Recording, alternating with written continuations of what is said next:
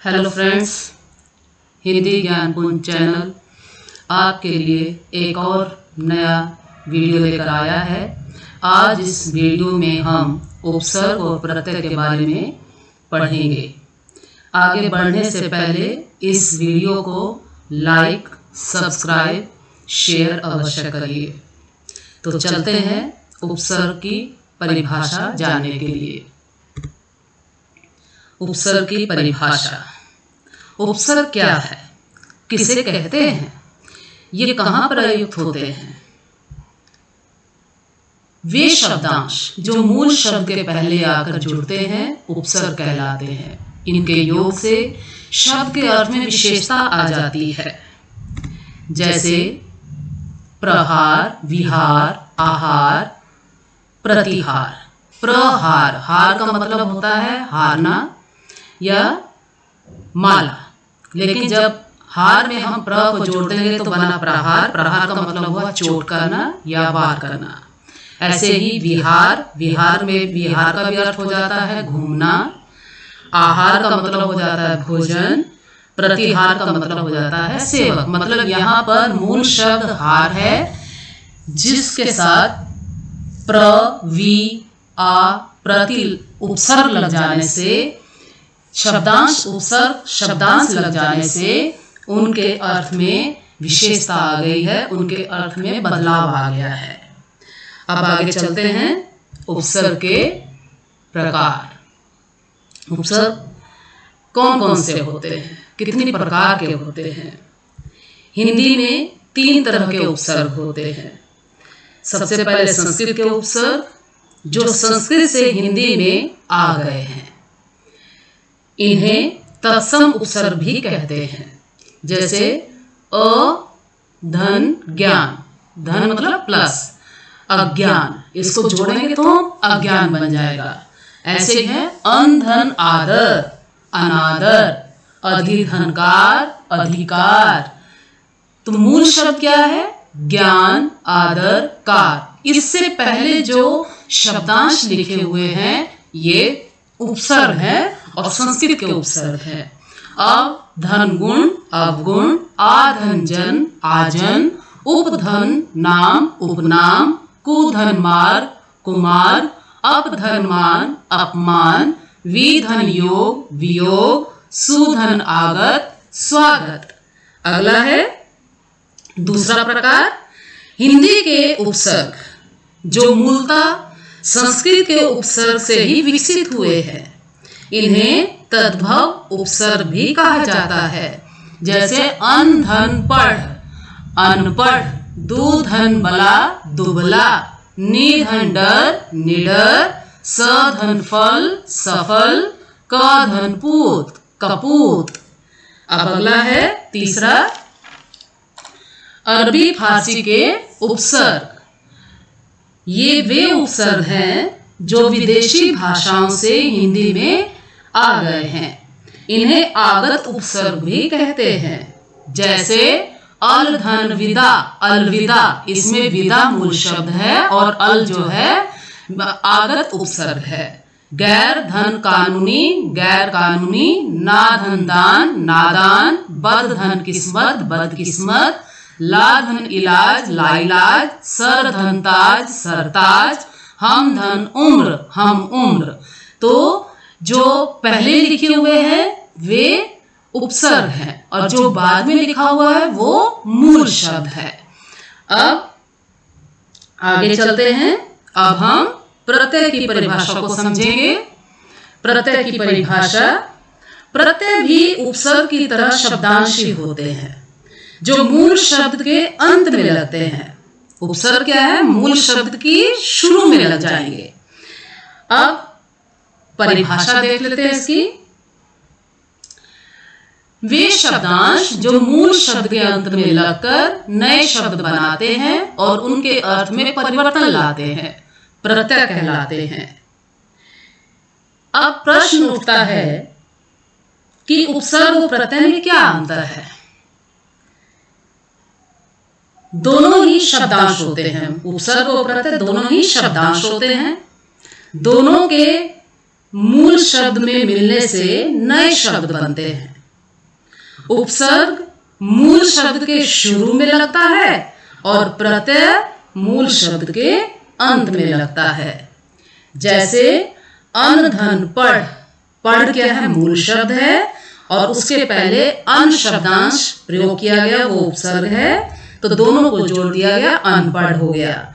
ऐसे ही पढ़ धन ना, पढ़ क्या है? मूल शब्द है और ना क्या है? प्रत्यय है, तो दोनों को जोड़ा गया तो बन गया पढ़ना।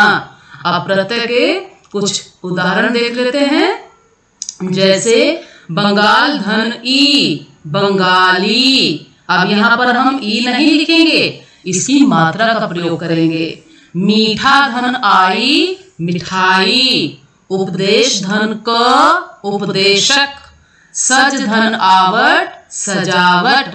उड़ धन आन, उड़ान। घूमना धन अक्कड़, घुमक्कड़। जो इसमें पहले शब्द लिखे हुए हैं वे मूल शब्द हैं और जो बाद में शब्दांश हैं वे प्रत्यय हैं। अब आगे देखते हैं प्रत्यय के प्रकार। प्रत्यय दो प्रकार के होते हैं। पहला है कृत प्रत्यय। वे प्रत्यय जो धातु से जुड़कर संज्ञा, विशेषण आदि शब्द बनाते हैं उन्हें कृत प्रत्यय कहते हैं या वे कृत प्रत्यय कहलाते हैं। दूसरा है तद्धित प्रत्यय। वे प्रत्यय जो धातु से अलग किसी शब्द के अंत में, किसी शब्द मतलब संज्ञा, विशेषण, सर्वनाम के अंत में जुड़कर नए शब्द बनाते हैं उन्हें तद्धित प्रत्यय कहते हैं। अब हम कृत प्रत्यय के अंतर्गत देखेंगे कि धातु के साथ प्रत्यय जोड़ने से कौन से शब्दों का निर्माण होता है। धातु के साथ प्रत्यय मिलाने से संज्ञा शब्द बनते हैं। अब धातु शब्द में यदि हम प्रत्यय मिलाते हैं तो वो संज्ञा शब्दों का निर्माण करते हैं। जैसे लड़, लड़ जो है धातु है, इसके अंदर हमने आई शब्दांश मिला दिया, आई प्रत्यय मिला दिया तो बन गया लड़ाई। थकान, ऐसे ही थक जो है धातु है उसमें आन प्रत्यय मिला दिया तो बन गया थकान। मिलाप, मिल धन आप, मिलाप। चुनाव, चुन धन आप, चुनाव। मिलावट, मिल धन आवट, मिलावट। मरियल, मर धन इयल, मरियल। बोली, बोल धन ई, बोली। बचत, बच धन त, बचत। घटती, घट धन ती, घटती। ओढ़नी, ओढ़ धन नी, ओढ़नी। इस तरह से हमने धातुओं में प्रत्यय मिलाकर संज्ञा शब्द बनाए।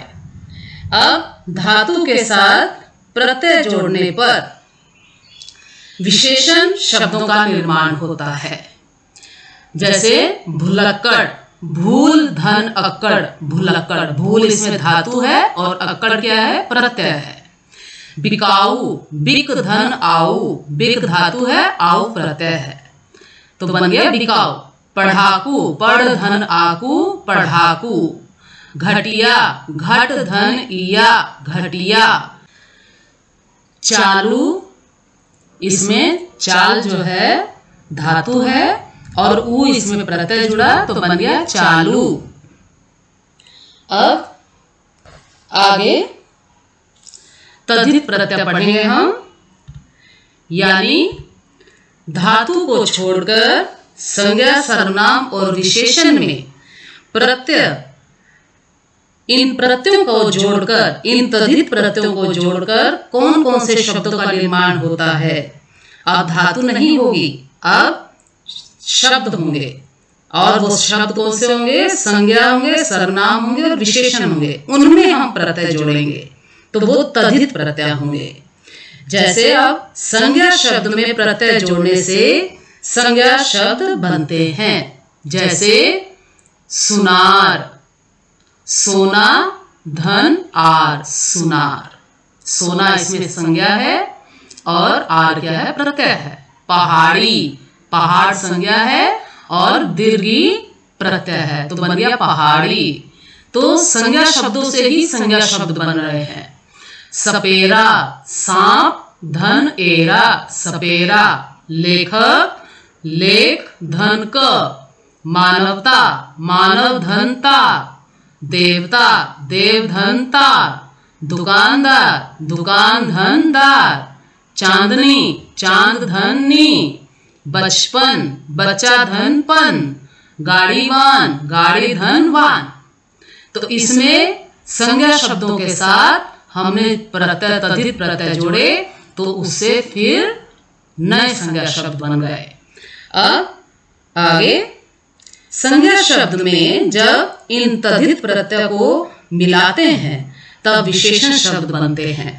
जैसे भूखा, भूख धन आ।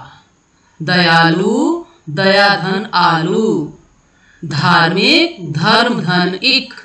अंकुरित, अंकुर धन इत। जंगली, जंगल धन ई। रंगीन, रंग धन ईन। भारतीय, भारत धन ईय। रसीला, रस धन ईला। पेटू, पेट धन ऊ। सुखमय, सुख धन मय। तो जो पहले शब्द मैंने बोले वो संज्ञा थे, उनमें हमने जब प्रत्ययों को जोड़ा तो वो विशेषण बन गए। अब आगे विशेषण से संज्ञा शब्द बनाने वाले। विशेषण शब्द में जब इन प्रत्ययों को जोड़ते हैं, तद्धित प्रत्ययों को जोड़ते हैं तो उससे संज्ञा शब्द भी बनते हैं। जैसे अच्छाई, अच्छा धन ई, अच्छाई। मिठास, मीठा धन आस। कड़वाहट, कड़वा धन आहट। गरीबी, गरीब धन ई। वीरता, वीर धनता। कालापन, काला धन पन। जो पहले मैंने शब्द बोले वो हैं विशेषण। अब उसमें जब प्रत्यय हमने जोड़ दिए तो वो बन गए संज्ञा। अब इन दोनों प्रत्ययों यानी कृत और तद्धित प्रत्ययों के अलावा भी कुछ अन्य प्रत्यय होते हैं जिन्हें हम आगत प्रत्यय या अरबी फारसी के प्रत्यय भी कहते हैं। जैसे खतर धन नाक, खतरनाक। फूल धन दान, फूलदान। माल धन दार, मालदार। अकल धन मंद, अकलमंद। तो इस तरह से जो पहले हैं वो मूल शब्द हैं और जो बाद में लिखे हुए हैं वो अरबी फारसी के प्रत्यय हैं जिनका हिंदी में प्रयोग किया जाता है। आप इस वीडियो के माध्यम से उपसर्ग और प्रत्यय की परिभाषाओं, उनके प्रकारों तथा उदाहरणों से इस वीडियो के माध्यम से अवगत हुए हैं। फिर मिलेंगे एक और नए वीडियो के साथ। धन्यवाद, शुक्रिया, थैंक यू।